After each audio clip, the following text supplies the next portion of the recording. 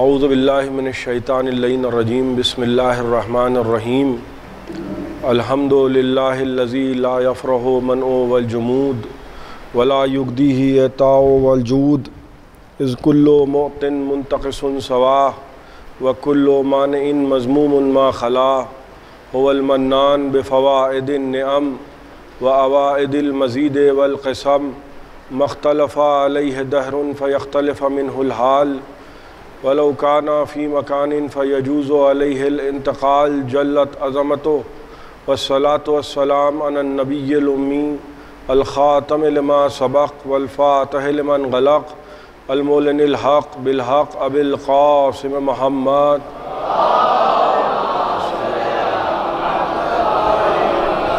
والصلاة والسلام علی اہل بیتہ الطیبین الطاہرین المعصومین المظلومین الذین اذھب اللہ عنہم الرجس وطہرہم تطہیرا۔ ایک صلوات پڑھ دو۔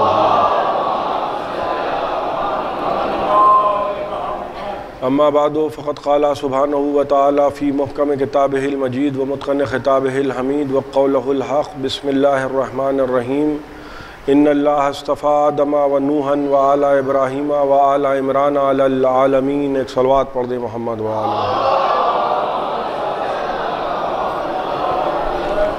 حضرات ایک اعلان سماعت فرما لیں کہ ایک تو افضل محل کی مجلس کے فوراً بعد ایک مجلس ایک عشرہ مجالس جس کو میرے چھوٹے بھائی مولانا مرتضیٰ ناصر سعید خطاب کر رہے ہیں، یہیں حسینیہ افسر جہاں میں افضل محل کی مجلس سے متصل ہوتا ہے اور آپ حضرات سے اس میں شرکت کی گزارش ہے۔ اس کے علاوہ کربلا شاہ نصیر الدین حیدر میں آج 5ویں محرم کو گہرارہ جناب علی اصغر برآمد ہوگا اور مجلس اعظم منعقد ہوگی جس کو مرتضیٰ ناصر سعید خطاب فرمائیں گے۔ یہ مجلس اداخانہ افسر محل کی مجلس کے فوراً بعد منعقد ہوگی، آپ حضرات سے اس میں بھی شرکت کی گزارش ہے۔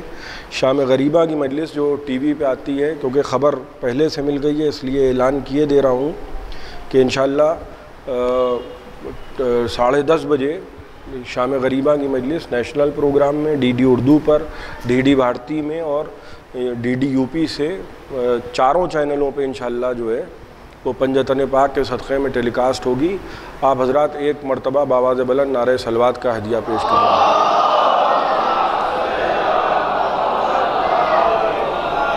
آج کچھ مجھے ایسا محسوس ہو رہا ہے کہ کچھ تھوڑا سا بیٹری کی چارجنگ کم ہے، یعنی کچھ ایسا میں شروع سے محسوس کر رہا ہوں، تو ذرا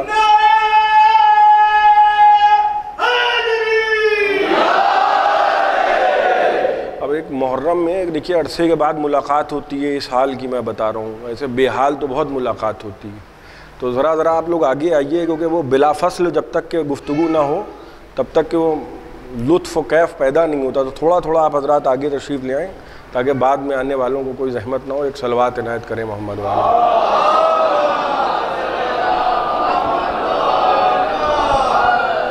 مولانا آگے تو اوپر آ جائیں، ایک صلوات عنایت کریں محمد۔ آئیے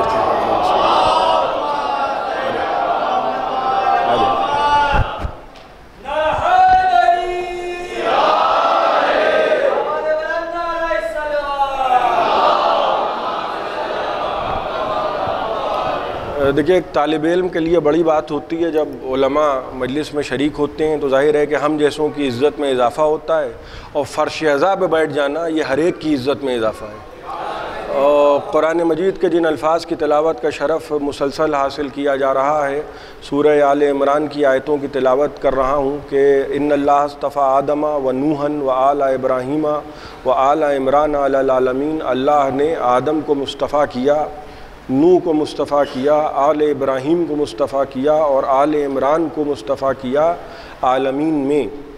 اور اس کے ذیل میں جو اپنے ٹوٹے پھوٹے الفاظ اور اپنے محدود علم کے تحت کچھ آپ حضرات کی خدمت میں عرض کرنے کی کوشش کر رہا ہوں۔ کل تک یہ گفتگو تھی کہ جناب موسیٰ علیہ السلام کو 2 معجزے دیے گئے اور موسیٰ علیہ السلام سے کہا گیا کہ جاؤ فرعون کی طرف جاؤ، اس لیے کہ فرعون باغی ہو گیا ہے۔ اب غور فرما رہے، اللہ جب چن رہا ہے کسی کو تو کس انداز سے چن رہا ہے؟ شورا نہیں ہوتا ہے، رائے نہیں لی جا رہی ہے، مشورے نہیں ہو رہے ہیں، بلکہ خدا نے ارادہ اول تخلیق کے تحت محمد کو خلق کیا اور اس کے بعد اس نور کو 14 برابر حصوں میں تقسیم کر دیا۔ اب یہ اس کا کرم کوئی علی کہلایا، کوئی حسن کہلایا، کوئی حسین کہلایا، یہ تو ہم نے ان کو ان ناموں سے پہچنوایا کیونکہ اس نے ان ناموں سے پہچنوایا۔ قرآن کہہ رہا ہے کہ رسول پر وحی کی جا رہی ہے، رسول پر وحی کی جا رہی ہے، اور اقرا باسم ربک الذی خلق، یہ قرآن کی پہلی آیت نازل ہو رہی ہے۔ اور فرما رہے ہیں دیکھیے 2 نبی آپ کو نظر آئیں گے، جب آپ امت کا نبی دیکھیں گے اور قرآن کا نبی دیکھیں گے۔ تو امت نے جس نبی کو ہمارے سامنے پیش کرنے کی کوشش کی، معاذ اللہ وہ ایسا تھا کہ وہ فرشتے کو دیکھ کے ڈر گیا، اور ایک مرتبہ رسول فرشتے کو دیکھ کے ڈرے گھبرائے، اور معاذ اللہ نقل کفر نباشد اس منزل پہ آئے کہ امت نے لکھا کہ نبی کے سینے میں معاذ اللہ نقطہ کفر تھا۔ اور میں نے کل عرض کیا تھا کہ جب جناب موسیٰ علیہ السلام دعا کر رہے تھے کہ پروردگار میرے سینے کی شرح کر دے، تو کوئی آپریشن نہیں ہوا تھا، کوئی اوپن ہارٹ سرجری نہیں ہوئی تھی، لیکن رسول سے وہ خاص محبت ہے امت کو کہ سینے میں معاذ اللہ رسول کے یہ کہہ دیا گیا کہ نقطہ کفر تھا، اور نبی گھبرائے جبرائیل کو دیکھ کے، اور نبی معاذ اللہ بھاگے۔ ہم یہ سمجھتے ہیں کہ اللہ جانے کس کس کا بھاگنا چھپانا چاہتے ہیں، تو نبی کے لیے بھی یہ جملے لکھ دیے کہ نبی گھبرا رہے ہیں اور نبی بھاگ رہے ہیں، اور اس نقطے میں معاذ اللہ نبی کے سینے میں نقطہ کفر تھا۔ ایک بات یاد رکھیے گا، ہمارے مذہب میں اور اپنے عقیدے کو بیان کر دینا اس لیے ضروری ہے کہ بدعقیدگی کا ماحول پھیلایا جا رہا ہے، اور اپنے عقیدہ بیان کرنا اگر یہاں سعید الملت ہال شیعہ کالج میں نہ کیا گیا تو پھر کہاں کیا جائے گا؟ آپ غور فرما رہے ہیں، ہمارے مذہب میں وہاں رسول نہیں آتا جہاں نجاست ہو کفر و شرک کی، یعنی ہمارے مذہب میں یہ ممکن ہی نہیں ہے۔ جناب ابراہیم علیہ السلام اور جناب اسماعیل علیہ السلام باپ اور بیٹے مل کے خانہ کعبہ بنا رہے ہیں، بڑی توجہ چاہ رہا ہوں، باپ اور بیٹے، ایک صلوات پڑھ دیں محمد والی۔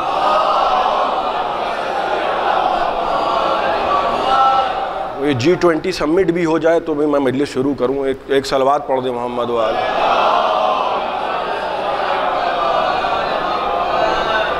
باپ اور بیٹے مل کے خانہ کعبہ تعمیر کر رہے ہیں، اور کیا انداز ہے خانہ کعبہ تعمیر کرنے کا؟ بھائی بڑی توجہ چاہ رہا ہوں، کعبہ تعمیر ہو رہا ہے، اور کون تعمیر کر رہے ہیں؟ عوام اس میں شریک نہیں ہیں، یہ اللہ کے منتخب بندے ہیں۔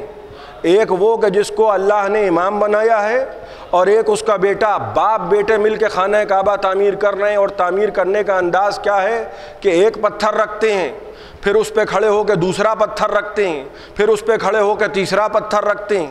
اس انداز سے آہستہ آہستہ خانہ کعبہ کی فصیلوں کو بلند کیا جا رہا ہے، اور ایک مرتبہ جب وہ مقام آیا کہ جہاں پر سقف پڑنا ہے، یعنی چھت خانہ کعبہ کی پڑنا ہے، اور یہ آخری پتھر جناب ابراہیم علیہ السلام رکھ رہے ہیں اپنے بیٹے کی مدد سے، بھائی صحابیوں کا ساتھ نہیں لے رہے ہیں۔ کون فرما رہے ہیں اب؟ کیوں؟ کیونکہ کعبہ ہے ہدایت کی جگہ، جہاں سے ہدایت ہو وہاں اہل غیروں کا ساتھ نہیں لیا جاتا، وہاں اللہ کے منتخب بندے نظر آتے ہیں۔ جب آخری پتھر رکھا تو آخری پتھر رکھتے وقت جس پتھر پہ ابراہیم علیہ السلام کھڑے ہوئے تھے، وہاں پہ کھڑے ہو کے دعا مانگی، کہنے لگے پروردگار ہم دونوں کو مسلمان قرار دے، ہم کو، مجھ کو اور میرے بیٹے کو، پروردگار ہم دونوں کو مسلمان بنا، اور ہماری نسل کو، وَمِن ذُرِّيَّتِنَا أُمَّةً مُسْلِمَةً لَكَ، اور ہماری ذریت کو مسلمان بنا۔ یہ کون دعا مانگ رہا ہے؟ خلیل خدا۔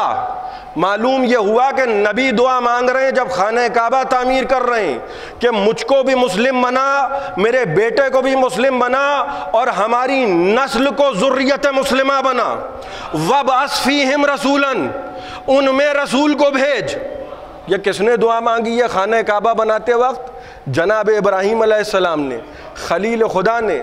اب ابراہیم کی دعا قبول نہیں ہوگی تو کیا اہل غیروں کی دعا قبول ہوگی؟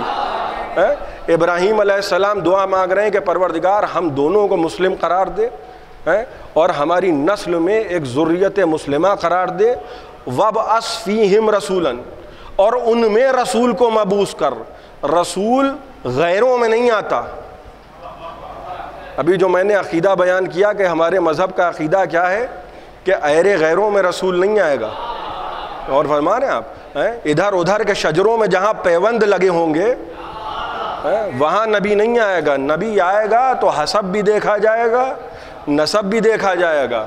اور فرما رہے ہیں آپ اگر شجرہ کمزور ہوتا تو علی جیسا شجاع, علی جیسا بہادر دشمنوں کے سامنے کبھی افتخار کے عالم میں یہ نہ کہتا کہ میں وہ ابو علی ہوں جو ابو طالب کا بیٹا ہے. اور فرما رہے ہیں آپ کبھی جنگ حنین میں نبی یہ نہ کہتے کہ جب اصحاب کرام چھوڑ کے بھاگ رہے تھے, کبھی نبی یہ نہ کہتے کہ انا نبی لا کذب انا ابن عبد المطلب, میں وہ نبی ہوں جو جھوٹ نہیں بولتا اس لیے کہ میں عبد المطلب کا پوتا ہوں. یہ جو حسب نسب بیان ہو رہا ہے یہ اس لیے حسب نسب بیان ہو رہا ہے کہ حسب بھی اچھا ہے, نسب بھی اچھا ہے. ابراہیم کی دعا کی قسم, ابراہیم کی دعا کی قسم, جناب ابراہیم نے دعا مانگی, خدا کو وہ انداز ابراہیم کا اتنا اچھا لگا, اتنا اچھا انداز ابراہیم کا لگا کہ پتھر پر نقش کف پائے ابراہیم کو چھاپ دیا گیا. اور فرما رہے ہیں آپ جناب ابراہیم علیہ السلام کے قدم کے جو اثر تھا وہ پتھر پہ نقش ہو گیا, اور آج بھی وہ پتھر حدود خانہ کعبہ میں رکھا ہے. وہ زیارت گاہ خلائق ہے, اس کو چوما جائے گا, اس کا احترام کیا جائے گا. کیوں؟ قدرت نے بتایا کہ ہم کو وہ پتھر بھی اچھا لگتا ہے جس پر کھڑے ہو کے نبی کے لیے دعا مانگی جائے. بھائی اگر آپ حضرات متوجہ ہیں تو ایک بابا سے بلند صلوات عنایت کیجئے تو میں کچھ عرض کروں.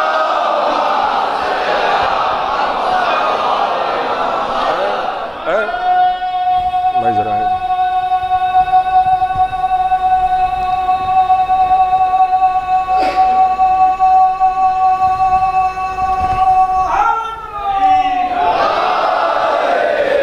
دیکھیے یہ بات جو ہے میں اس لیے رک گیا کہ میں نے پہلے ہی مجلس میں کہا کہ آج مجھے ایسا لگ رہا ہے کہ کچھ بوسٹر کم ہو رہا ہے تو بوسٹر کو بڑھائیے.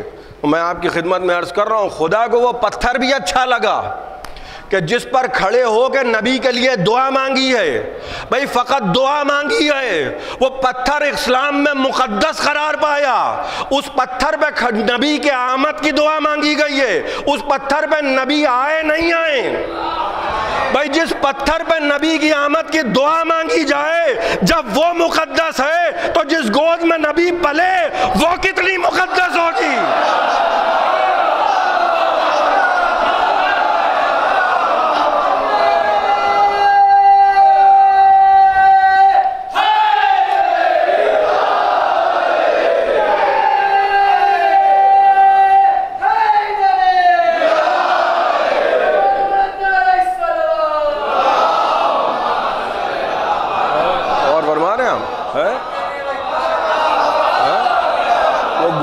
مقدس ہوگی. کل میں عرض کر رہا تھا کہ وہ آل فرعون میں جو تھا وہ اٹھ کے کھڑا ہو گیا. اور قرآن کہہ رہا ہے کہ وہ جو ایمان کو چھپائے ہوئے تھا, یہ بھی سند دی کہ چھپائے ہوئے تھا, چھپایا جاتا ہے تو اسی کو تقیہ کہا جاتا ہے. ورنہ چیخ چیخ کے ڈمرو بجا کے ابو سفیان کی طرح منافقت ہو سکتی ہے, با ایمان نہیں ہو سکتا. چیخ چیخ کے زبان پہ لا الہ الا اللہ ہے, دل میں صنم ہے. اس سے کیا فائدہ؟ ایک بہت بڑی جماعت ایسی تھی, قرآن کہہ رہا ہے. بھئی میں بار بار یہ کہہ رہا ہوں کہ ابو ہریرہ کے خاندان سے دور دور تک کوئی تعلق نہیں ہے, تو ہریروی باتیں میں نہیں کر رہا ہوں, میں تو قرآنی باتیں کر رہا ہوں. اور فرما رہے ہیں آپ قرآنی باتیں کر رہا ہوں. یہ وہی قرآن ہے کہ جو ہمارے بڑے بھائی ذرا سا رفتار سے پڑھتے ہیں, میں ٹھہر ٹھہر کے پڑھ رہا ہوں, کوئی گناہ تو کر نہیں رہا ہوں. ایک جماعت ایسی تھی جو نبی کے پاس آتی تھی اور کہتی تھی کہ جو ہے ہم گواہی دیتے ہیں کہ آپ اللہ کے رسول ہیں. اور فرما رہے ہیں آپ وہ ایسے ہی تھے, ابو سفیان جیسے کیریکٹر تھے, کہتے تھے کہ ہم گواہی دیتے ہیں کہ آپ اللہ کے رسول ہیں. اور وہاں سے گواہی آتی تھی کہ یہ کیا گواہی, ان کی کیا اوقات ہے, یہ کیا گواہی دیں گے. نہیں میں یہاں رک کے ایک بات کہہ دوں, بھئی ہر ایک کی گواہی کی اہمیت نہیں ہے, ہر ایک کی گواہی کی اہمیت نہیں ہے. گواہی کی اہمیت اس کی ہوتی ہے جو کہے کہ میں نے اس لیے عبادت نہیں کی کہ شوق جنت ہے, اس لیے عبادت نہیں کی کہ خوف جہنم ہے, بلکہ تجھ کو لائق عبادت پایا تو سجدہ کیا. ایک صلوات پڑھیں محمد و آل محمد.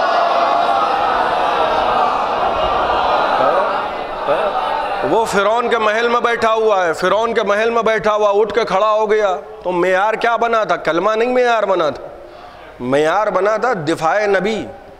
قرآن نے اس لیے اس کو ایمان کی سند دی کہ نبی کا دفاع کیا تھا، اسی لیے ٹائٹل مل گیا کہ یہ آل فرعون میں مومن بھی ہے، اٹھ کے کھڑا ہو گیا۔ ابو طالب نے کتنے برس دفاع کیا ہے؟ 50 برس دفاع کیا ہے، 50 برس، اور فرما رہے ہیں 1-2 سال نہیں، 50 برس دفاع کیا ہے جناب ابو طالب نے۔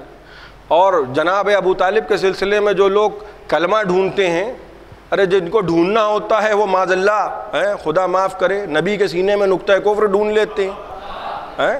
اور رسول کون ہے؟ رسول کون ہے؟ حقیقت کیا ہے؟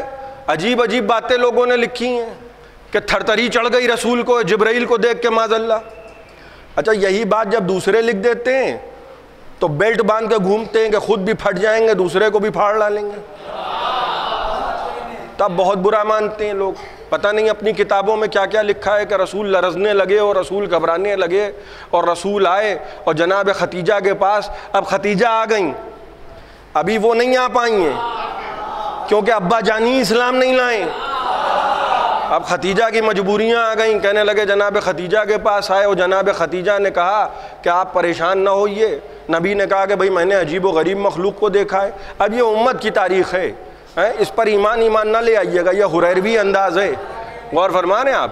کہنے لگے جناب ختیجہ کے پاس آئے اور جناب ختیجہ نے کہا کہ ارے آپ پریشان نہ ہوئیے، آپ گھبرائیے نہیں، میں آپ کو اپنے چچا زاد بھائی کے پاس لے کے چلتی ہوں، اس کا نام ورقہ ابن نوفل ہے، وہ تورات کا عالم ہے، وہ بتائے گا کہ آپ کو کیا ہوا ہے۔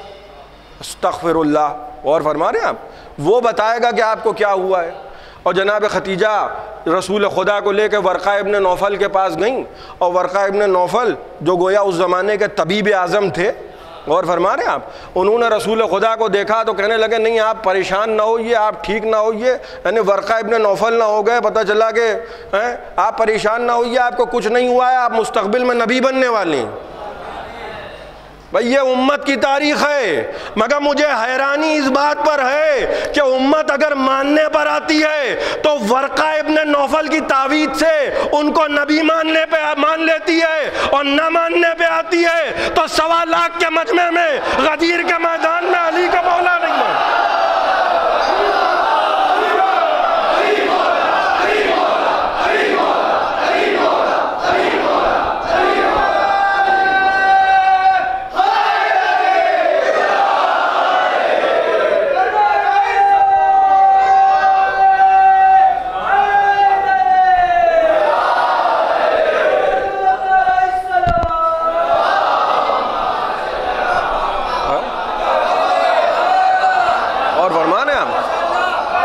ورقہ ابن نوفل نے کہا تو ان کو نبی مان لیا۔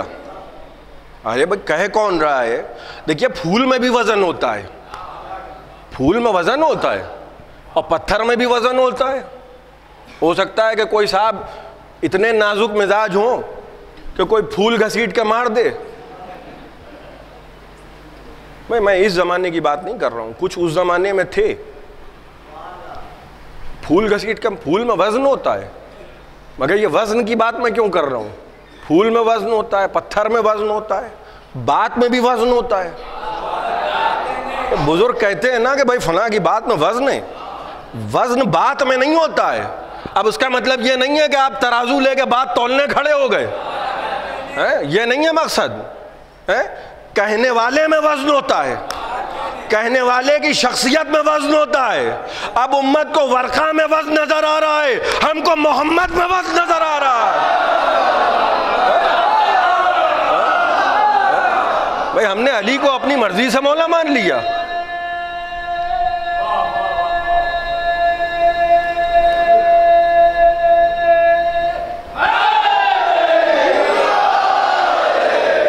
ہم نے اپنی مرضی سے مولا ماننا ہے کیا وقف بورڈ والے مولا ہیں؟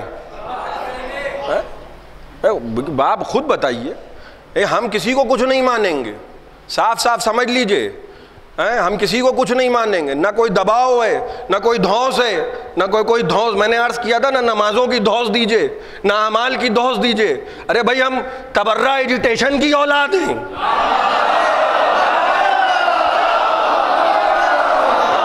تھوڑا سا کبھی کبھی تھوڑا سا کبھی کبھی حسب نسب بھی بیان کر دینا چاہیے، کیونکہ بنے بنائے بھی بہت گھوم رہے ہیں، اس لیے تھوڑا سا کبھی کبھی ذکر کر دینا چاہیے۔ مختے میں آپ پڑھیے سخن گسترانہ بات، ہم کسی کو کچھ نہیں مانتے ہیں، ہم اس کو مانتے ہیں کہ جس کو خدا نے منتخب کیا ہے۔ اب وہ کل جناب موسیٰ کی طرح رات کے اندھیرے میں منتخب کیا اور تب بھی مانیں گے، اور علی کی طرح دن کے اجالے میں کیا اور تب بھی مانیں گے۔ نبی کا دین نہیں ہے، میں نے عرض کیا تھا خدا کا دین ہے۔ جیسے جناب موسیٰ کو اختیار نہیں تھا کہ ہارون کا ہاتھ پکڑ کے لے جائیں، ویسے نبی کو بھی یہ اختیار نہیں ہے کہ اپنی مرضی سے اپنے بھائی کو مولا بنا دیں۔ یہ تو خدا نے کہا بلغ۔ بھائی تبلیغی مجلسوں میں بھی تو آئیے، ایسی مجلسیں پڑھیے، تبلیغی مجلسیں پڑھیے۔ اب اس سے زیادہ تبلیغ کیا ہوگی؟ قرآن میں جہاں لفظ بلغ ہے وہ غدیر کا میدان کے لیے، بلغ بلغ بلغ۔ اچھا بے سے دو لفظ ہیں، ایک ہے بلغ، ایک ہے بخن۔ ارے وہ بھی کھڑے تھے اور وہ بھی تھے اور وہ بھی تھے، اور سب کے سامنے مولا بنا دیا۔ 1400 سال کے بعد اگر فضائل پڑھیے مولا علی کے تو نکاح ٹوٹ جاتا ہے۔ بھائی بڑے بڑوں کے حسب نسب کے عیوب اجاگر ہو جاتے ہیں۔ اور فرما رہے ہیں وہ جو لائیو دیکھا ہوگا، آپ سوچئے ایک تو گرمی، شدت کی گرمی، اور ایک یہ پہلے ہی سے دل جلے، اوپر سے مولا علی کی ولایت کا اعلان ہو رہا ہے، ہاتھوں میں بلند ہے۔ بھائی زید شہید سے ذہن میں بات آ گئی، عرض کر رہا ہوں، زید شہید چوتھے امام کے فرزند،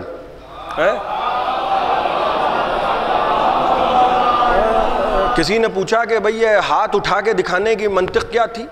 یہ اٹھا کے دکھانے کی منطق کیا تھی؟ بیٹھے بیٹھے بھی تو کہہ سکتے تھے، بھئی کہہ تو سکتے تھے، کہہ تو کہیں بھی سکتے تھے، لیکن یہ غدیر کا میدان کیوں سجایا جا رہا ہے؟ اور فرما رہے ہیں آپ، کہنے لگے کہ دیکھو ہاتھوں پہ اٹھا کے اس لیے دکھایا۔ دیکھیں یہ معصوم کے بیٹے کا جواب ہے، زید شہید کہنے لگے ہاتھوں پہ اٹھا کے اس لیے دکھایا تاکہ قیامت تک آنے والا زمانہ علی کے نام کے علم کو دیکھتا رہے اور ہدایت پاتا رہے۔ علی عین علم ہے، یہ عین علم ہیں، ان کو دیکھتے رہو، ہدایت پاتے رہو۔ بھئی جیسے کعبے سے ہٹ کے عبادت نہیں ہو سکتی ہے، کعبے سے ہٹ جائیے گا ہر طرف خدا ہے، اس کا مطلب یہ نہیں ہے کہ جہاں چاہے منہ گھما کے کھڑے ہو گئے۔ غور فرما رہے ہیں آپ، یہ نہیں ہو سکتا ہے کہ صاحب وہ کہ ہر خدا تو ہر طرف ہے، اور کہیں بھی ہم کھڑے ہو جائیں۔ کہا یہ ڈائریکشن ہے کعبہ۔ ابھی کعبے ہی کی بات ہو رہی تھی نا، میں موضوع سے ہٹ نہیں رہا ہوں، کعبے ہی کی بات ہو رہی تھی۔ بھئی کعبہ ہے، اس سے ہٹ جاؤ گے عبادتیں منہ پہ مار دی جائیں گی۔ تو جیسے کعبے سے ہٹ کے عبادت ممکن نہیں ہے، ویسے ان سے ہٹ کے مودت ممکن نہیں ہے۔ ان سے اگر ہٹ جاؤ گے تو مودت نہیں ہوگی۔ یہ غدیر کے مولا ہیں، نقطہ کفر ڈھونڈا جا رہا ہے نبی کے سینے میں، نبی کے سینے میں معاذ اللہ نقطہ کفر ہے اور آپریشن ہو رہا ہے، اور نقطہ کفر معاذ اللہ نبی کے سینے سے نکالا جا رہا ہے۔ اچھا ایک بات بتائیے کہ نبی کے سینے میں معاذ اللہ، بھائی میں یہ نہیں کہہ رہا ہوں کہ آپ باتوں کو مان لیجئے، میں تو خود کہہ رہا ہوں کہ حریروی باتیں ایمان نہ لائیے گا، لیکن اس کا مطلب ان کے سینے میں بھی نقطہ کفر ہوگا؟ بھائی نبی تو دعا کے اثر میں آئے نا، جناب ابراہیم نے دعا مانگی ہے، جناب ابراہیم نے دعا مانگی ہے، نبی اس دعا کا نتیجہ ہیں۔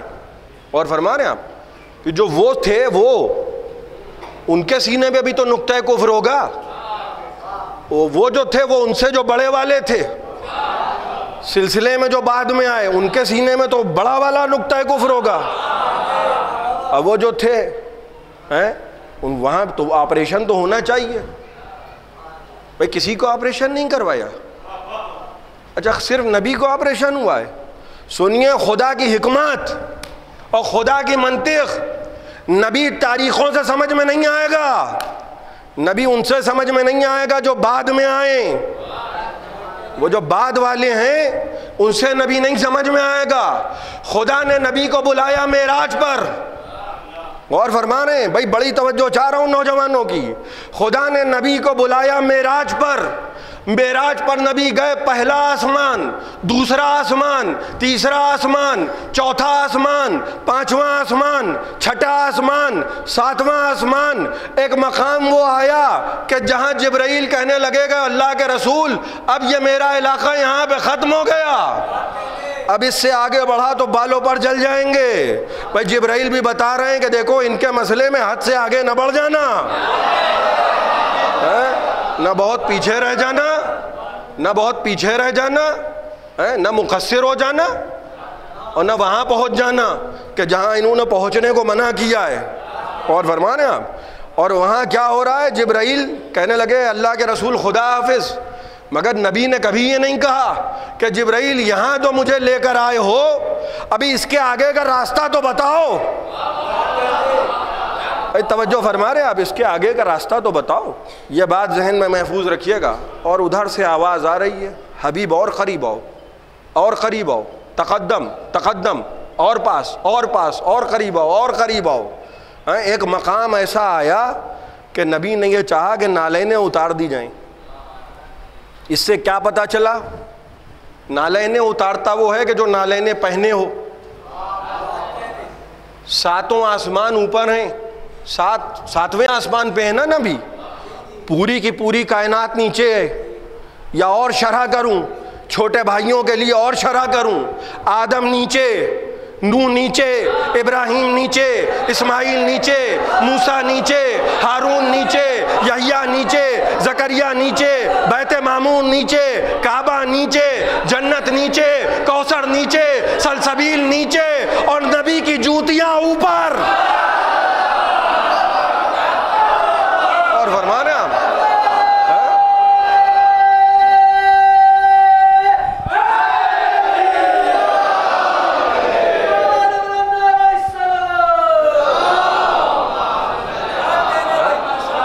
سب کچھ نیچے. عرش وہ اعلیٰ ترین مقام ہے کہ جہاں کوئی بلندی نہیں ہے، جہاں تمام رفتیں ختم ہو جائیں اسے کہتے ہیں عرش. اور آواز قدرت آ رہی ہے تقدم علی العرش لیتشرف الارض من غبار نالیک.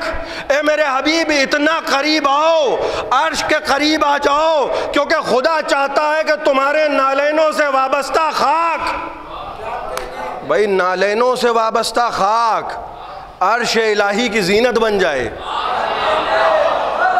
اور نبی کیوں چاہتے تھے نالینیں اتار دیں؟ کیوں چاہتے تھے نبی نالینیں اتار دیں؟ اس لیے چاہتے تھے، کل کی گفتگو اگر ذہن میں ہے، اس لیے چاہتے تھے کہ نالینیں اتار دیں کہ جناب موسیٰ علیہ السلام کو جب طور پہ بلایا گیا تھا تو آواز قدرت آئی فخلا نالیک. اے موسیٰ آ تو رہے ہو مگر نالینیں اتار کے آؤ. بھائی میری اتنی اوقات نہیں ہے، میری اتنی جرت نہیں ہے. ہم ان لوگوں میں سے ہیں جو اپنی حیثیت دیکھ کے بات کرتے ہیں، حیثیت سے زیادہ نہیں بولتے. اور فرمانے آپ، میں یہ تو نہیں کہہ سکتا معاذ اللہ کہ موسیٰ کی نالینیں ایسی نہیں تھیں اور نبی کی نالینیں ایسی تھیں، مگر مجھے یہ معلوم ہے کہ نبی کی نالینیں اتنی پاک و پاکیزہ تھیں کہ وہ عرش الہی کی زینت بن گئیں. خدا نے نبی کو نالینوں سمیت بلا کے بتایا کہ دیکھو سینے میں نقطہ کفر نہ ڈھونڈنا، جس کی نالینیں اتنی پاک ہو اس کا دل کتنا پاک ہوگا.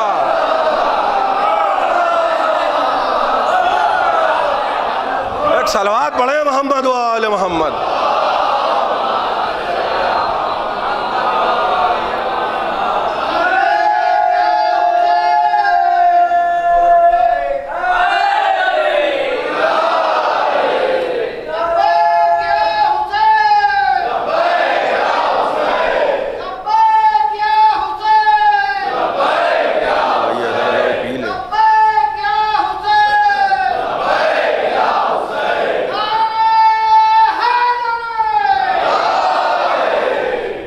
آپ غور فرما رہے ہیں جس کی نالینیں ایسی ہوں. بھائی نبی وہاں جا رہے ہیں، وہاں یہاں بستر کی گرمی بھی باقی ہے. بھائی کیا حکمت ہے. معراج اپنے آپ میں ایک معراج ہے، یہ معجزوں کی معراج ہے. نبی وہاں جا رہے ہیں اور فرما رہے ہیں آپ راستہ بھی نہیں پوچھ رہے ہیں. راستہ پوچھ ہی نہیں رہے ہیں، کیونکہ نبی کا تعلق یہاں سے نہیں ہے، نبی یہاں سے تعلق نہیں رکھتے ہیں۔ وہ جو جناب نوح سے کہہ رہی تھی قوم کہ تم کو تو ہم اپنے جیسا دیکھ رہے ہیں، تو دیکھنے میں ضرور ہو سکتا ہے نبی ہم جیسے ہوں، مگر نبی ہم جیسے نہیں ہیں، نبی علی ہم جیسے نہیں ہیں، حسن ہم جیسے نہیں ہیں، حسین ہم جیسے نہیں ہیں۔ یہ تو ایک خاندان ہے، تخلیق آدم سے بھی پہلے ہے، یہ وہی خاندان ہے نا کہ نور داخل ہوا، پہلی محرم کو میں نے عرض کیا تھا، نور داخل ہوا اور آدم علیہ السلام کے پیکر کو چھینک آئی اور آواز آئی الحمدللہ۔ وہ جو الحمدللہ سکھانے والے تھے یہ وہ ہیں، ورنہ آدم کا پیکر کبھی مسجود ملائکہ نہ ہوتا اگر یہ نور نہ ہوتا۔ توجہ فرما رہے ہیں آپ، یہی نور ہے، رسول وہاں پہنچ رہے ہیں۔ بھئی آپ کیا راستہ نہ معلوم ہو تو آپ کہیں جا سکتے ہیں؟ راستے کا پتہ نہیں ہے، موبائل میں میپ لگانا پڑے گا۔ اور فرما رہے ہیں آپ، بھئی آج کی میں بات کر رہا ہوں، سائنس کی ترقی یافتہ دور کی بات کر رہا ہوں، نئے راستے کے لیے آپ کو میپ کی ضرورت ہے، لیکن آپ اپنے گھر میں میپ نہیں لگاتے ہیں۔ غور فرما رہے ہیں آپ، والدہ کا کمرہ کون سا ہے، آپ کو جی پی ایس کی ضرورت نہیں ہے۔ اور فرما رہے ہیں آپ، ابا حضور کا کمرہ کدھر ہے، کاغذ پہ آپ جو ہے وہ پتہ چلا وہ نہیں بن جائیں گے آپ آرکیٹیکٹ۔ اور فرما رہے ہیں سب کچھ آپ کو معلوم ہے، کیوں؟ کیونکہ بچپن یہیں گزرا ہے۔ اب منطبق کرتے چلیے معراج پر، نبی سے جبرائیل نے کہا کہ اللہ کے رسول بس اب خدا حافظ۔ اچھا دیکھیے جبرائیل علیہ السلام ہیں،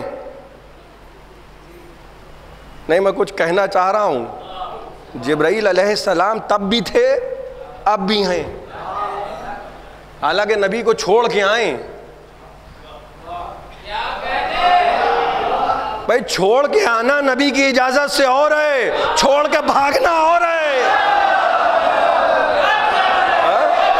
اور فرما رہے ہم، چھوڑ کے بھاگنے والے اور ہیں، چھوڑ کے اپنی مرضی سے کہا ہاں جاؤ، اب ہمیں تمہاری پہلے بھی ضرورت نہیں تھی، اب وہ تو تم آئے ہو تو آئے ہو۔ ہاں اچھا ٹھیک ہے، نبی جا رہے ہیں، اور پاس آئیے اور پاس آئیے۔ بھائی نبی یہ نہیں کہہ رہے ہیں، میں نے آپ کو مثال دی کہ آپ اپنے گھر میں کسی سے راستہ نہیں پوچھ رہے ہیں، اپنے کمرے کا راستہ نہیں پوچھ رہے ہیں، چھت پہ جانے کا راستہ نہیں پوچھ رہے ہیں، کوئی سگنل کی ضرورت نہیں ہے، کسی میپ کی ضرورت نہیں ہے، کیونکہ آپ اپنے گھر میں ہیں۔ لیکن اگر آپ میرے گھر آئیں گے تو آپ کو راستہ نہیں پتہ ہے، جب تک کہ بتایا نہ جائے آپ آگے بڑھ نہیں سکتے۔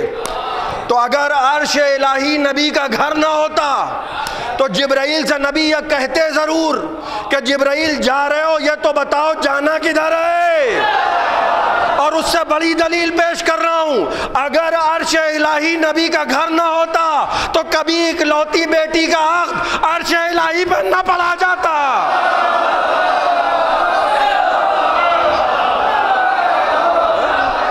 بیٹی کا عقد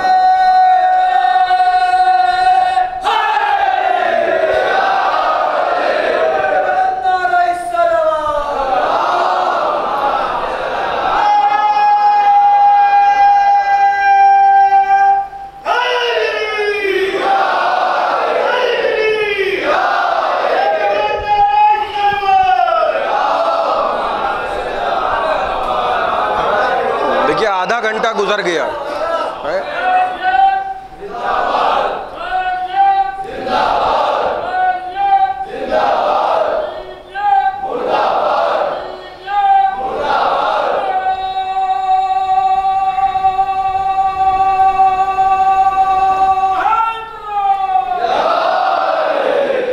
اچھا ایک بات آپ کی خدمت میں اور عرض کر دوں، حالانکہ آدھا گھنٹہ فضائل ہو گئے، جسے کہتے ہیں کہ فضائل کا وقت نکل گیا، لیکن ضمناً بات آ گئی ہے تو میں عرض کر رہا ہوں، یہ ضمناً بات ہے کیونکہ کعبے سے مربوط ہے، نبی سے مربوط ہے، علی سے مربوط ہے، اور اس سلسلے میں بات آ گئی ہے تو میں عرض کر رہا ہوں۔ جناب ابراہیم نے کعبہ بنایا، دیکھیے پہلے قبلہ کیا تھا، بزرگ مجھ سے بہتر جانتے ہیں، میں چھوٹے بھائیوں کے لیے عرض کر رہا ہوں، پہلے قبلہ تھا بیت المقدس، وہ بیت المقدس نہیں ہے، سمجھ رہے ہیں وہ تو ہمارے یہاں جو ہے ہر چیز کو مقدس بنا دیا جاتا ہے، اس کا لفظ ہے پروننسیشن جو ہے صحیح بیت المقدس، ظاہر ہے مقدس بھی ہے، تو میں نے ایسے ہی جملہ کہا ہے، تو کیونکہ مقدس کہنے کے عادی ہیں تو لہذا مقدس ہی کہہ دیا۔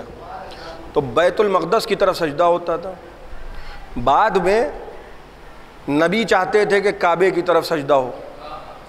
اب نبی کیوں چاہتے تھے یہ تو خدا جانے اور خدا کا منتخب بندہ جانے۔ پہلے نہیں چاہتے تھے، پہلے وہاں سجدہ ہو رہا تھا، بعد میں جو ہے لہٰذا ایک ایسا بھی موقع آیا کہ ایک رکعت نماز ہوئی بیت المقدس کی طرف اور وہی نازل ہوئی، وہی اب جس نے جبرائیل کو آتے ہوئے دیکھا اور جس نے وحی کی آواز کو سنا وہ نبی کے ساتھ گھوم گیا، اور جس نے نہیں سنا، بہرحال بہت سے لوگ ایسے تھے کچھ بھی نہیں سنتے تھے، غدیر میں اعلان نہیں سنا، میدانوں میں رسول کو پکارتے ہوئے نہیں سنا۔ تو بھائی مجھے کوئی ہو سکتا ہے کہ کوئی کم سنتا ہو، تو میں ڈاکٹر تھوڑی ہوں، ENT اسپیشلسٹ تھوڑی ہوں، میں کیا کر سکتا ہوں اس میں۔ اور فرما رہے ہیں آدھی نماز ادھر ہو رہی ہے، آدھی نماز ادھر ہو رہی ہے، ایک رکعت ادھر ایک رکعت ادھر، اور قرآن نے کہا کہ تمہارا دل چاہتا ہے کہ ادھر سجدہ ہو لہٰذا لو، بھائی تمہاری مرضی ہے، اے میرے حبیب تمہاری مرضی ہے، بھائی تمہاری خواہش یہی ہے کہ قبلہ کو ہم کعبے کو ہم قبلہ بنا دیں لہٰذا لو۔ بھائی غور فرما رہے ہیں آپ، جب جناب ابراہیم، اب ابتدا کی گفتگو اگر ذہن میں، جب جناب ابراہیم کعبہ بنا رہے تھے تو کیا دعا مانگی تھی؟ پروردگار ہم دونوں کو مسلم بنا، مجھ کو اور میرے بیٹے کو، اور ہماری نسل میں امت مسلمہ قرار دے، وَابْعَثْ فِيهِمْ رَسُولًا، اور ان میں رسول کو بھیج۔ تو کعبہ بناتے وقت دعا مانگی تھی، اور اس پتھر پر نقش کفے پائے ابراہیم آج بھی ہیں۔ اور فرما رہے ہیں تو کتنا اچھا ہوتا، کتنا اچھا ہوتا۔ بھائی خواہشیں ہیں، اب تو ہو نہیں سکتا، میں خالی اپنے دل کی بات کہہ رہا ہوں اور بڑی توجہ چاہ رہا ہوں آپ حضرات کی، کچھ نہ سنیے گا مگر یہ ضرور سنیے گا۔ اور فرما رہے ہیں آپ کتنا اچھا ہوتا کہ نبی کعبے میں پیدا ہوتے،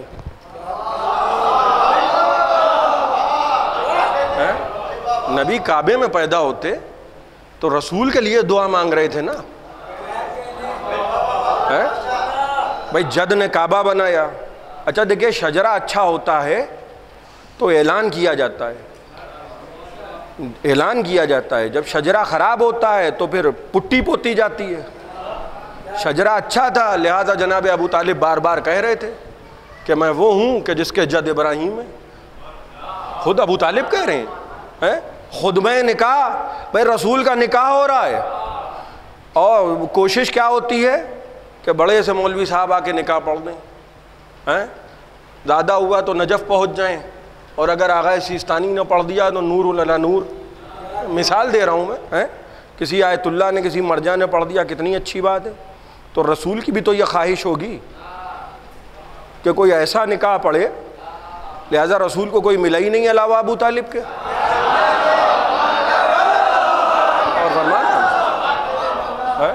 اور خطبہ نکاح میں جناب ابراہیم کیا کہہ رہے ہیں؟ الحمدللہ الذی جعلنا من ذریت ابراہیم، حمد ہے اس اللہ کی کہ جس نے ہمیں نسل ابراہیم میں قرار دیا۔ اور ابراہیم کیا کہہ رہے ہیں؟ پروردگار میری نسل کو مسلم قرار دے، میری نسل کو، میرے شجرے کو مسلم قرار دے۔ اور وہ نبی کے سامنے کہہ رہے ہیں کہ اللہ کا شکر ہے کہ جس نے ہم کو مسلم قرار دیا، خطبہ نکاح پڑھ رہے ہیں۔ کل والد صاحب کیا کہہ رہے تھے؟ متولی ہیں خانہ کعبہ کے، متولی بھی آئی ہیں۔ بھائی بچے کھچے جو کام رہ گئے تھے سمجھ لیجئے وہ ان کی اولاد نے کر لی ہے، یعنی جو باپ نہ کر پائے کہ بھائی تلوار کے قبضے پہ قبضہ جمانا ہے تو علی کو بھیج دیا، علم اٹھوانا ہے تو علی کو بھیج دیا۔ غور فرما رہے ہیں، تو اولاد ابو طالب ہی کی ہے، خون ابو طالب ہی کا ہے، کوئی اور نہیں ہے۔ تو کتنا اچھا ہوتا کہ ابراہیم کعبہ بنا رہے ہیں اور نبی کعبے میں آ جاتے۔ بھائی کیا ارمان تھے جناب ابو طالب کے، جناب رسول جناب ابراہیم کے، کہ پروردگار میری نسل میں ایک رسول کو مبعوث کر، وَابْعَثْ فِيهِمْ رَسُولًا۔ تو دعا قبول ہوئی، لیکن اگر کعبے میں آ جاتے تو خدا کی قسم جہاں دعا مانگی گئی تھی وہیں نبی آ گئے، مگر خدا نے تو کچھ اور انتظام کر کے رکھا تھا. جہاں نبی کے لیے دعا مانگی گئی وہاں بھیجا علی کو. تو مسلمانوں سے یہ پوچھئے کہ نبی کہاں پیدا ہوئے ہیں؟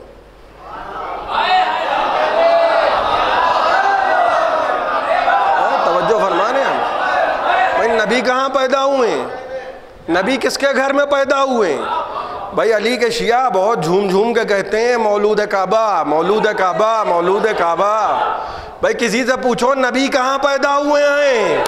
غور کیجئے گا آخری آدمی تک توجہ. دیکھیے اللہ نے انتظام یہ کیا، نبی کی منشا کیا تھی کہ سجدہ ہو کعبے کی طرف، یہ نبی کی خواہش تھی، ورنہ سجدہ ہوتا تھا بیت المقدس کی طرف. تو نبی کو بھیجا ابو طالب کے گھر میں، نبی پیدا ہوئے ابو طالب کے گھر میں. اب مجھے کہنے کی اجازت دیجئے کہ جو نبی کو پسند تھا وہاں علی کو بھیجا، جو خدا کو پسند تھا وہاں نبی کو بھیجا.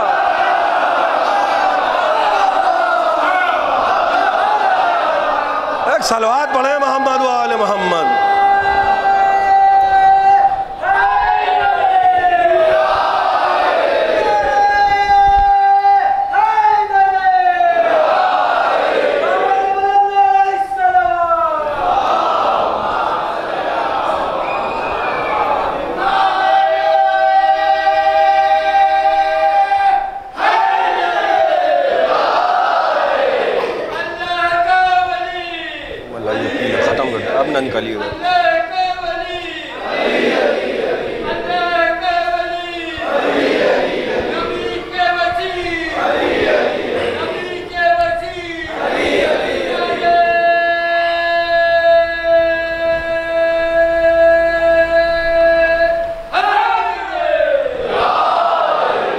ایک بآواز بلند صلوات عنایت کریں محمد و آل محمد.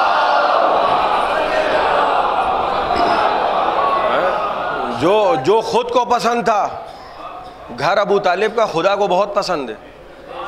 گھر ابو طالب کا ہے. بھائی پہلی دعوت اسلام خانہ کعبہ سے نہیں ہوئی ہے. پہلی دعوت اسلام کہاں سے ہوئی ہے؟ ابو طالب کے گھر سے. کیونکہ کعبے میں تو بت رکھے تھے، کعبے میں تو بتوں کا قبضہ تھا. اسلام کی پہلی دعوت ابو طالب کے گھر سے. تو ابو طالب کو اگر مائنس کر دیں، لوگ مائنس کر دیں، حالانکہ بہت سے لوگ چاہتے تھے لیکن کوئی مذاق تو ہے نہیں، وہ یہ چاہتے تھے کہ 3 نمبر والے کو 1 نمبر والا بنا دیں. 420 کو 24 کیرٹ سونا کہاں سے بنایا جا سکتا ہے؟ کیسے بنایا جا سکتا ہے؟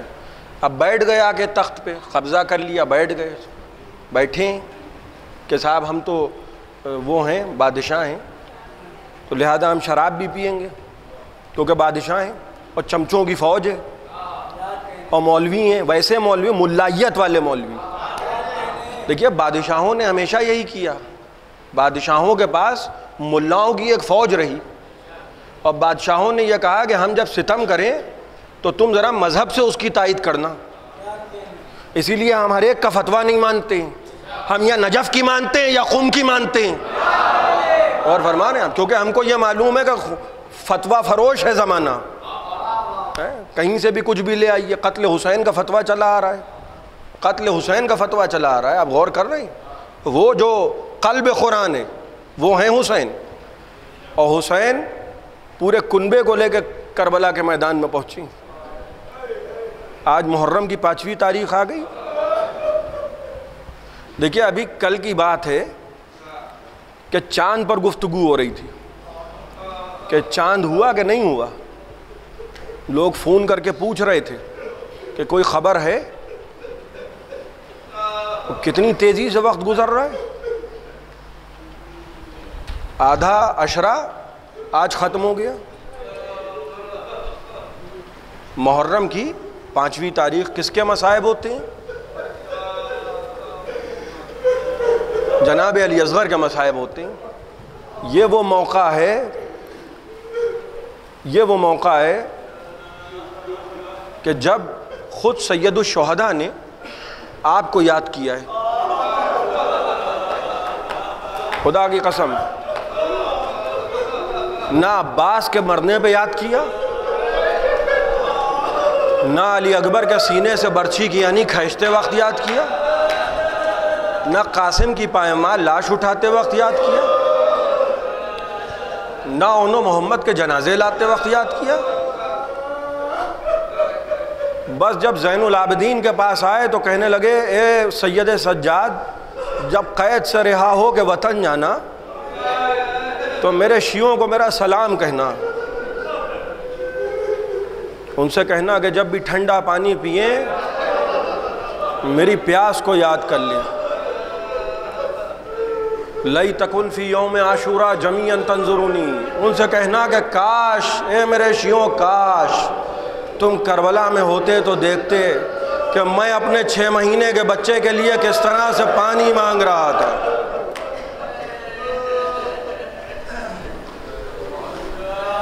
جب حسین ایک بلندی پہ آئے، آپ صبح سے جناب علی اصغر کے مصائب سن رہے ہیں، حسین ابن علی ایک بلندی پہ آئے اور آ کے کہنے لگے حل من ناصر ینصرنا، حل من مغیث یغیثنا، کوئی ہے جو میری مدد کرے، کوئی ہے جو مجھ بے کس و مظلوم کا سہارا بنے۔ کوئی آواز نہیں آئی، خیمے سے ایک شور بلند ہوا۔ علی کے بیٹے نے گھوڑے کا رخ موڑا اور گھوڑے کو دوڑاتے ہوئے خیمے کے دروازے پہ آئے اور کہنے لگے کہ اے زینب ابھی تو ہم زندہ ہیں، یہ رونے کا سبب کیا ہے؟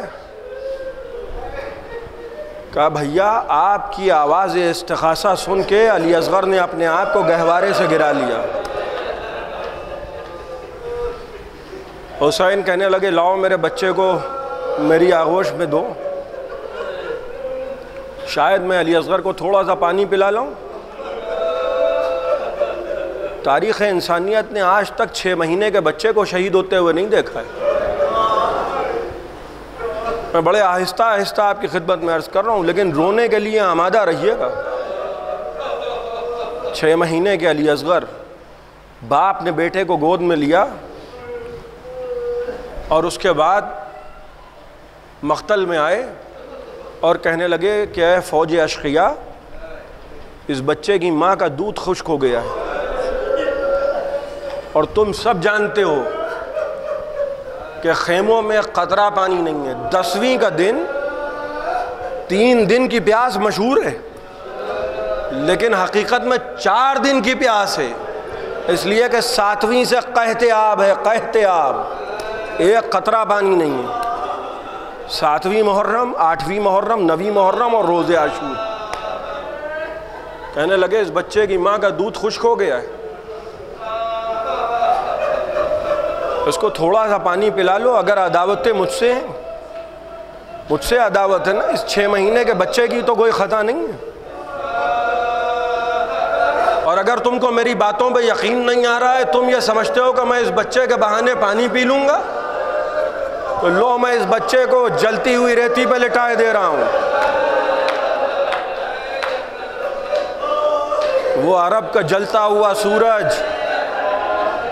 حسین ابن علی نے 6 مہینے کے پھول سے بچے کو کربلا کی زمین پہ لٹا دیا، چند قدم پیچھے ہٹ گئے۔ خدا کی قسم باپ کے دل پہ کیا گزری ہوگی۔ حسین انتظار کر رہے ہیں کہ شاید کوئی بڑھ کر پانی پلا دے، لیکن ایک مرتبہ جب کوئی حرکت نہ ہوئی، علی اصغر ریت گرم کربلا پر، علی اصغر کروٹیں بدل رہے ہیں۔ باپ کا دل بے چین ہوا، بچے کو گود میں اٹھایا، کہنے لگے علی اصغر میرے لال، لگتا ہے ان کو میری باتوں پہ یقین نہیں ہے، کہ میرے لال علی اصغر اپنی پیاس کا ثبوت دے دو۔ حجت خدا کی باتوں پر لبیک کہتے ہوئے 6 مہینے کے علی اصغر نے پپڑائی ہوئی زبان لبوں پہ پھیری، ایک آواز بلند ہوئی، اے ہرملا تو کہاں ہے، حسین کے کلام کو منقطع کر دے۔ خدا لعنت کرے ہرملا، وہ مشہور تیر انداز تھا کہ جب تیر چلاتا تھا تیر چلاتا تھا ہرملہ تو 7 لوہے کی چادروں کو تیر بھیجتا ہوا نکل جاتا تھا۔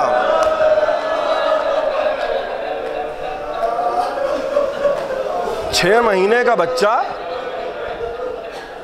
ادھر ہرملہ نے چلہ کمان میں تیر جوڑا،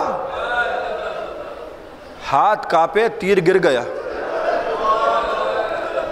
پھر تیر اٹھایا، پھر چلہ کمان میں تیر جوڑا، پھر ہاتھ کانپے، پھر تیر گر گیا۔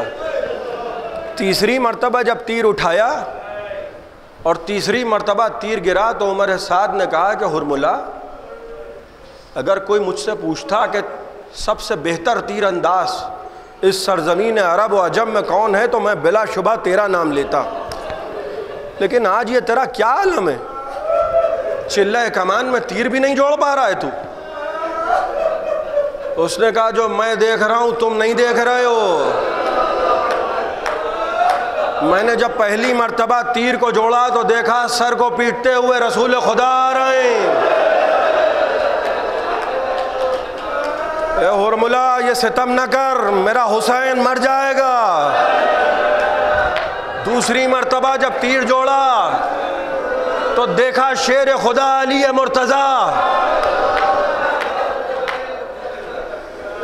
سر و سینہ پیٹتے ہوئے آ رہے ہیں۔ ہرملہ دعوتیں ہم سے ہیں، 6 مہینے کے بچے کی کیا خطا ہے؟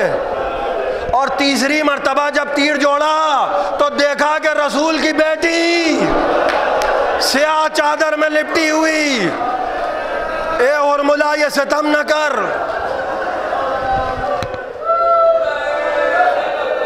کہا ہرملہ جلدی نشانہ لے، خدا کی قسم 3 بھال کا تیر کا وزن زیادہ تھا، علی اصغر کا وزن کم تھا۔ چلہ کمان میں تیر جڑا، علی اصغر کے گلے کا نشانہ لیا، تیر سنسناتا ہوا آیا، حسین آغوش میں علی اصغر کو لیے کھڑے ہیں، باپ کے ہاتھوں پر علی اصغر کی گردن پر تیر پیوست ہوا۔ مقاتل کے جملے ہیں بچہ باپ کے ہاتھوں پہ منقلب ہو گیا۔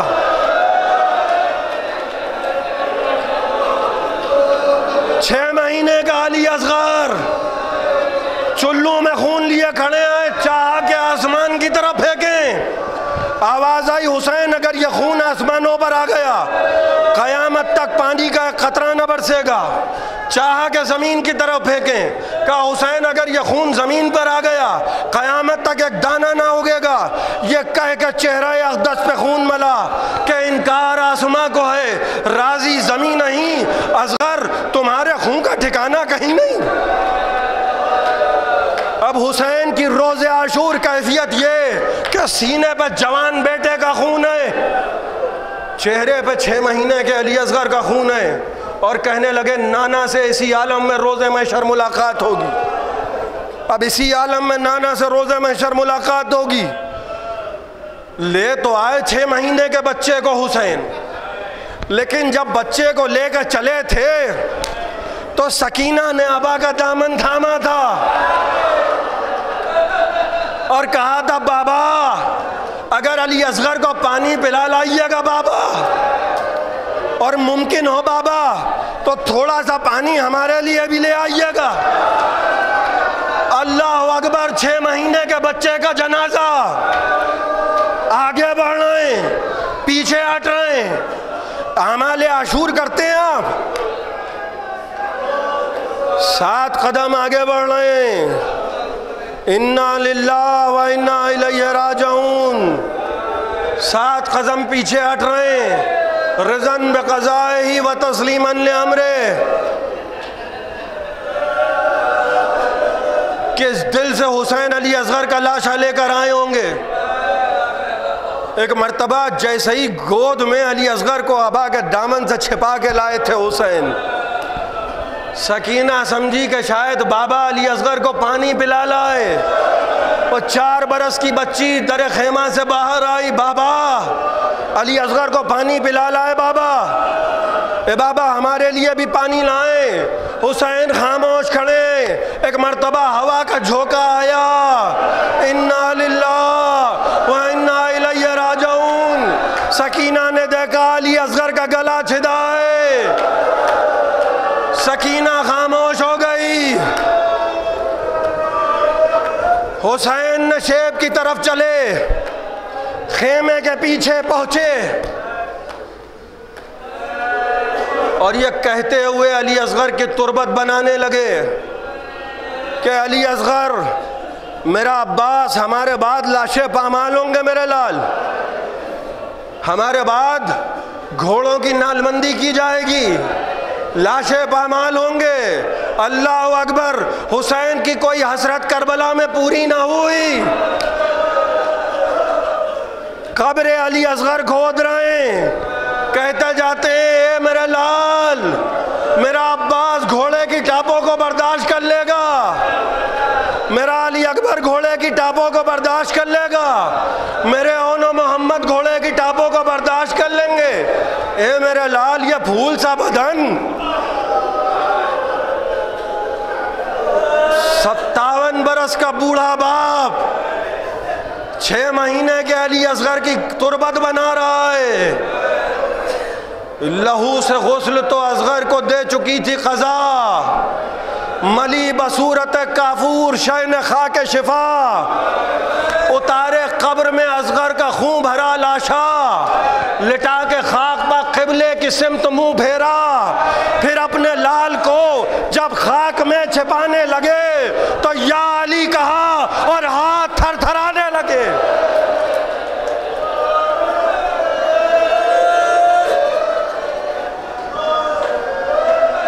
علی اصغر کو دفن کر رہے ہیں, کسی کے رونے کی آواز آئی کہ کون ہے جو مجھ بے کس و مظلوم کی مصیبت پہ روتا ہے؟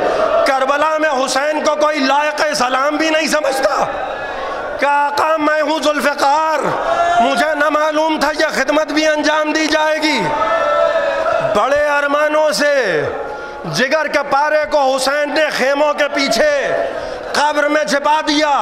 بس میں نے آپ کی زحمتوں کو تمام کیا, خدا آپ کو کوئی غم نہ دے سوائے غم سرکار سید الشہداء کے. جن کے گود کے بچے ہیں سب بچے سلامت رہیں. بعد شہادت حسین سروں کو کاٹا گیا, عباس کا سر, علی اکبر کا سر, قاسم کا سر, اون کا سر. کسی ظالم نے کہا ارے وہ بچہ کہاں ہے جس کو حسین آغوش میں لائے تھے؟ ایک شقی بولا میں دیکھ رہا تھا خیمے کے پیچھے حسین علی اصغر کی تربت بنا رہے تھے. ظالموں نے نیزوں کی انیوں کو زمین پر برداشت کیا, ایک نیزے پہ علی اصغر کا سر. انا للہ و انا الیہ راجعون.